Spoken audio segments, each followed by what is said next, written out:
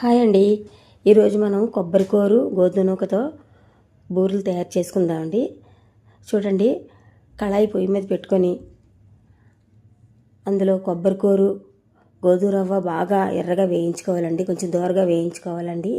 వేయించుకున్న తర్వాత cup నూకకి cup బెల్లం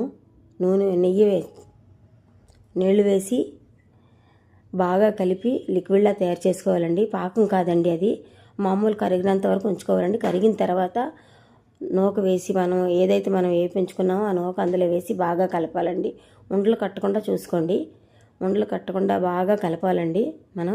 దీంట్లో కొంచెం నెయ్యి అది బాగా ఎక్కువ పడుతుందండి. తర్వాత డ్రై ఫ్రూట్స్ కూడా మనం నేతిలో వేయించి ఉంచుకుంటాం కదండి, అవన్నీ మీకు నచ్చిన విధంగా వేసుకోవాలండి. అందులో ఎంత వేసుకుంటే అంత అవ్వాలండి. నెయ్యి కూడా బాగా యాడ్ చేసుకొని అది పక్కన పెట్టుకోవాలండి. బాగా కలపాలండి. తర్వాత బాగా ఉండలు చేసుకొని సాఫ్ట్గా ఉండలు చేసుకొని ఒక పక్కన పెట్టాలండి.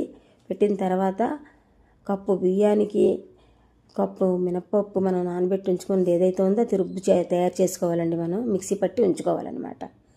తర్వాత కళాయి పెట్టి అందులో నూనె వేసి వేడి చేసిన తర్వాత కొంచెం రుబ్బులో ఉప్పు కలిపి ఈ ఉండలు ఏవైతే ఉన్నాయో మనం తయారు చేసుకునేవి అవి అందులో ముంచి ఒక్కొక్కటిగా వేస్తూ ఉండాలండి. నూనె బాగా కాగిన తర్వాత అవి అన్నీ బాగా వేసిన తర్వాత అవి బాగా ఉడకనివ్వాలండి. నూనెలో బాగా వేగాలన్నమాట.